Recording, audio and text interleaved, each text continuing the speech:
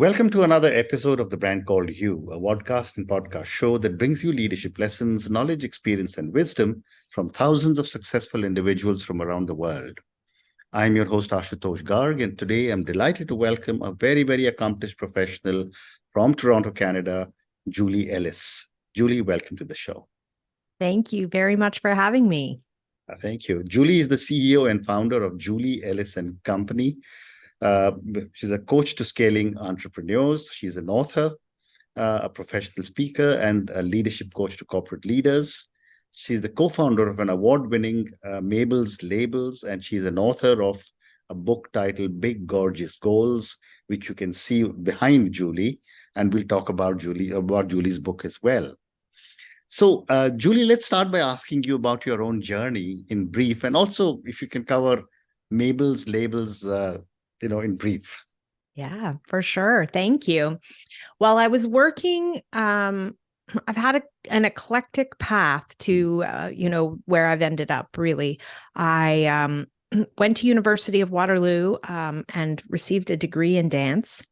And then I became a financial planner in my career. Wow. So I started working corporately for a bank and became a financial planner. And as I was having children and juggling that life with my career, I started chatting with some friends and family members about products we thought were missing from the market. And I think when you have kids, you start looking at things of, what you need for them. And one of the things that was happening at that time was we were sending our kids to daycare and activities. And they said, please label everything. And we said, well, how do you do that? And they suggested masking tape and a Sharpie marker. And we felt like that wasn't very attractive or durable, and that there might be a product missing from the market that we could develop. And so we started, after about a year of research and testing, we started making labels at Mabel's Labels for kids in 2003. And we started the business in a very small way out of one of the founders' homes. And we started taking orders on the internet in 2003, which seems, it wasn't what it is now. There was no social media. There was no Shopify. There were no, everything was sort of pieced together ourselves. Yeah. And we slowly started to grow. And that growth turned quicker because we started to get some media coverage for our product. Eventually, some smaller media hits led to us being on The View. And one of the hosts on The View, Elizabeth Hasselbeck, stood there and said, I could not live without these. Wow. And that really, we had the biggest 24 hours of sales after that, that we had ever had. And that really continued on our trajectory. So we outgrew the first basement and thought that it would be a great idea if my sister-in-law bought a bigger house so we could have a bigger basement to house our business in. But that didn't last very long, about 18 months, because the business was growing so quickly. So we ended up in a commercial space. And we continued to grow the business. We founded a line of retail labels that we sold into Walmart in Canada and Target in the US. And we grew the business up to about 40 employees. Wow. And we were sitting at a crossroads because we had reached another, we'd gotten to 8 figures in sales. And we had some big decisions to make about how we were going to continue to grow the business for the future. And as we were contemplating our next steps and what we wanted to do, we got a phone call from Avery Labels. And they asked if we would be interested in selling the business. And although it wasn't for sale, the conditions were right. I think after almost 13 years of running our business together, people wanted some change. And so it was a great opportunity for us to also, take some of the money that we had in the business off the table. And, none of us had pensions as entrepreneurs. And so, there were some really appealing things about it. And so very quickly, we sold that business. How wonderful. Yeah. You're one of the few successful entrepreneurs who've had a successful exit.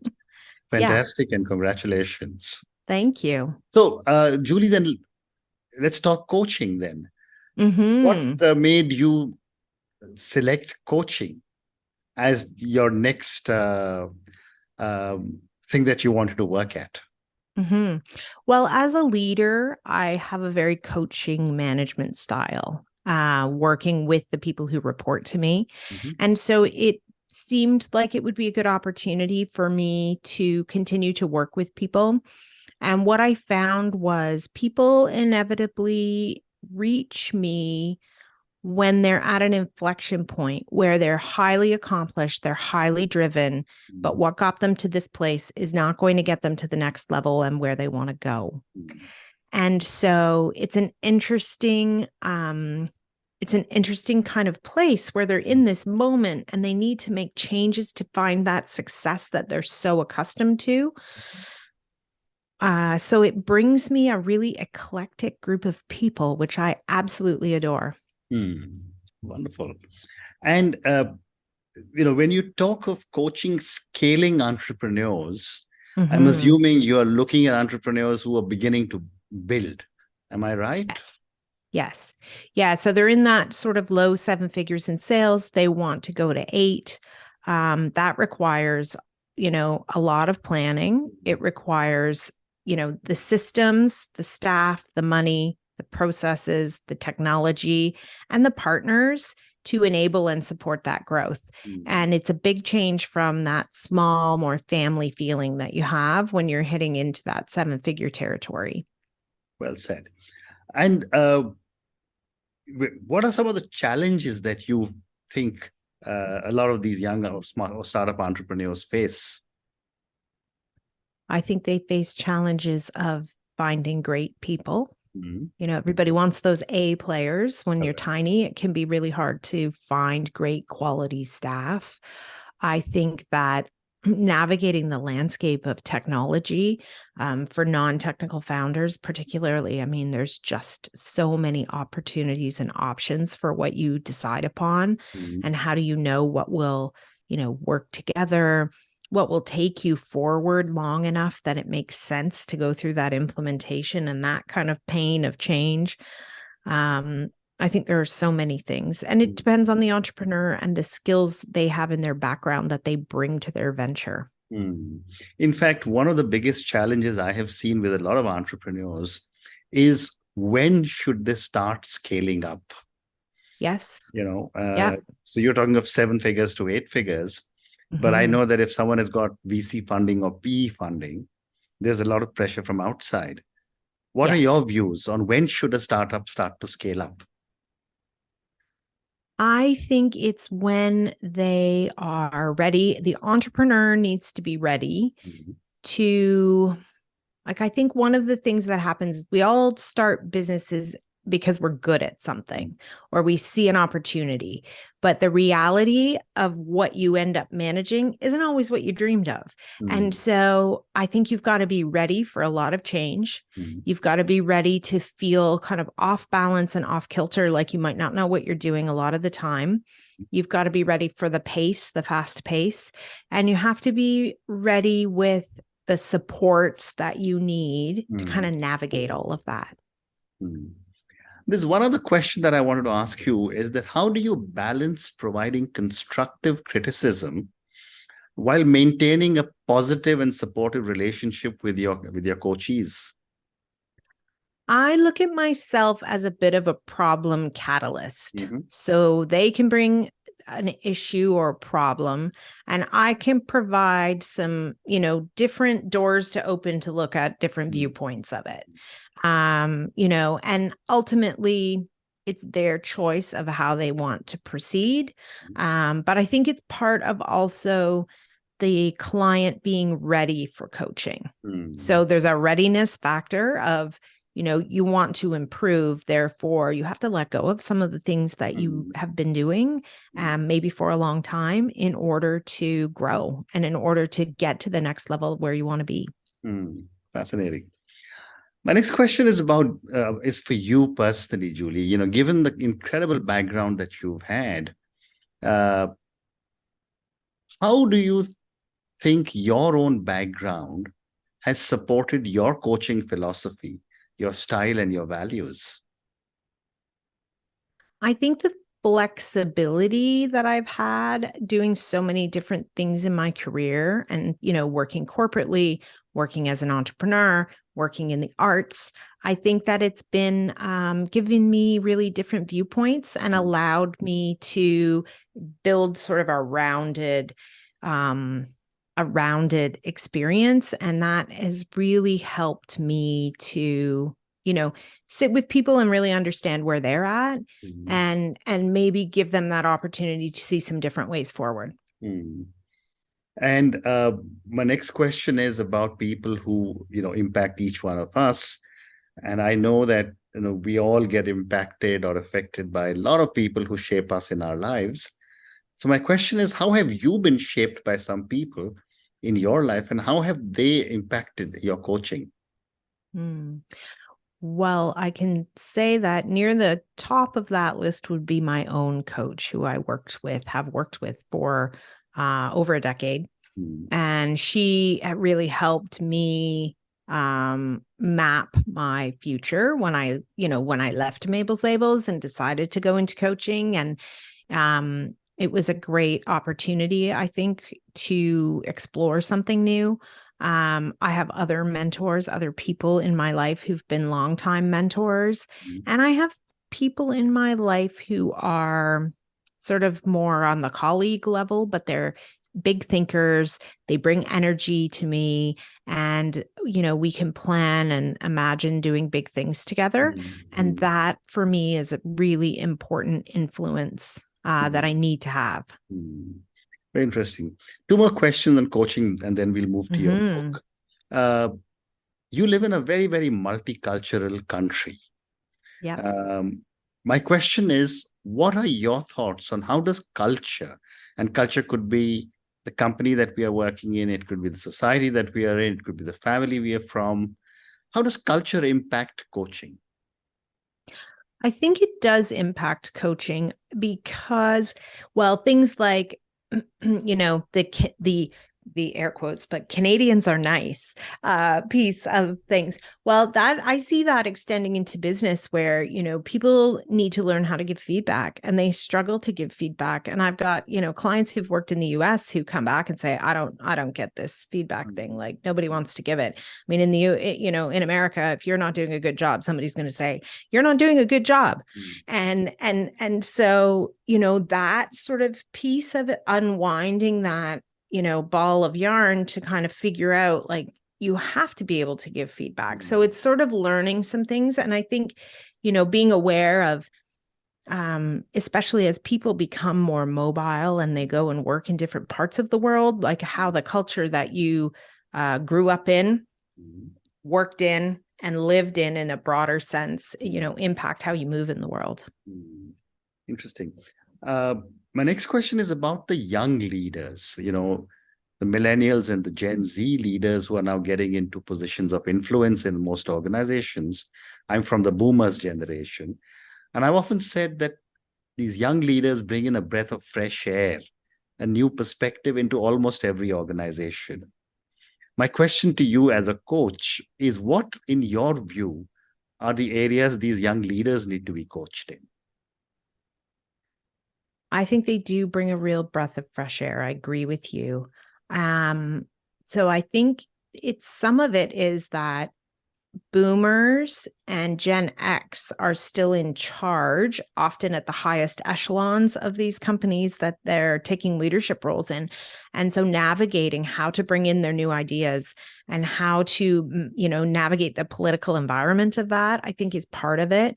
I think everybody can benefit from having a coach and from experiencing coaching, having that, sort of private sounding board, confidential space to explore ideas and explore, how to approach something and how to kind of get the idea you want to be sponsored to move forward.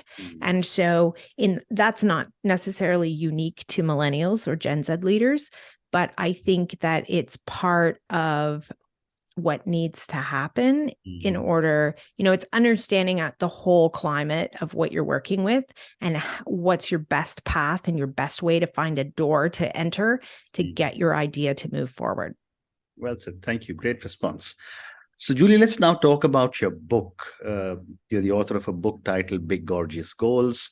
Before we start talking, I'm going to ask all our viewers and listeners to go and check out Julie Ellis's book on Amazon. I will go and check it out myself. So tell me about your book and what was your hypothesis when you wrote it? I was interested in why we see people achieve great things, why we, particularly women, and what is underneath that. And myself, as somebody who had achieved great things, I found some struggles on the other side of selling my business, and finding my way back to setting big, gorgeous goals and chasing big dreams took me some time. And so it started to make me ask questions about, well, what is it that people do that allows them to chase these big things? And I started to put together, some of my ideas around it and tell some of my stories. And then I interviewed 16 other women whose stories made it into the book. And sort of explored with them. How did they do it? What was the underlying? And it's sort of that thing where we see the highlight reels of people's lives. We see the achievement, but we don't see the work. And so it's a little bit like that iceberg where 10% is above the water. You see the big thing, but you don't see the people, the systems, and the processes that are underneath that sustain all of us to be able to achieve. And for my viewers and listeners, how does one set big, gorgeous goals? I mean, how does one define what is big? Is it something that is completely beyond expectations, or is there some other definition? I think that it is a goal that feels impossible for one reason or another. You don't have the money, you don't have the resources, you don't have the connections, you're not sure how to do something. So you have, you've got some of the ingredients, but not all of them when it comes to a big, gorgeous goal. I think it's different for everyone, but I also think that it's a radiating upward kind of thing. So the bigger the goal you set, the bigger the one after it will get. And so as you start on the path, you have to really open yourself to the possibilities that can happen when you achieve big things, and not get stuck in your sort of safety, your to-do lists, and your fear about what might happen. Interesting. So I have time for 2 more questions. My next question is, how does one get out of the box of thinking small? And I'd love to get an I love it if you can explain this with an example. Well, when I left Mabel's Labels, I was thinking way too small for myself. And what happened was I started to avoid clients who would stretch me and cause me to grow. I wanted to find clients where it would be in a safe zone. And that kind of thinking started to really close me in, where my thinking was getting smaller and smaller. And the clients I thought I could help it was getting less complex. It was getting less about my skill set being able to shine, and more about how afraid I was of, I'm just like, why do they think I have the experience? And so that really froze me in terms of thinking about what was possible for me.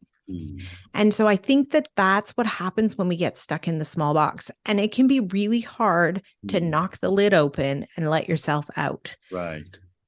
So I think that's where it's about, surrounding yourself with big thinkers. It's about, working with coaches, advisors, mentors, creating a sort of a privy council of people who also want big things, and just setting yourself up with some mechanisms that will really help you have the confidence to step out and try something, even though you might be 100% afraid. Well said. And my last question to you, Julie, and this is for the many, many people who will listen to our conversation. You had such an amazing journey, successful entrepreneur, successful exit, built an amazing coaching practice, written a very, very successful book. What would you say are 3 lessons you would want our viewers and listeners to take away from your journey and from our conversation? Yeah. 3 things that I can think of.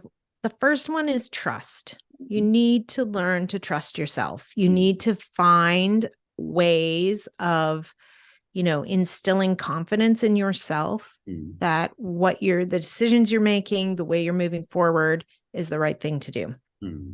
I think the second part is about decisions. And that is, you need to get a framework that helps you keep making decisions and moving forward, because getting stuck and not making that decision, it's also a decision, right? When you're sitting at that and you're like, oh, I don't want to decide this right now, I'll do it later. Well, that's a decision.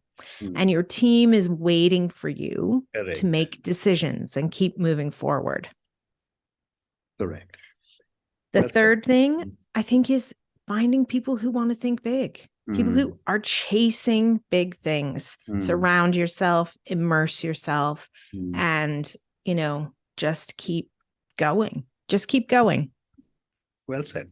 And on that note, Julie, and your 3 amazing lessons: trust yourself, get a framework to take a decision, and don't get stuck in it, and find people who think big. Thank you so much for speaking to me. I think your journey with Mabel's Labels is so fascinating. And it seemed so easy when you said that, just keep building it and move from a small basement to a large basement to a much larger office and a factory. But it's an amazing journey that you've had.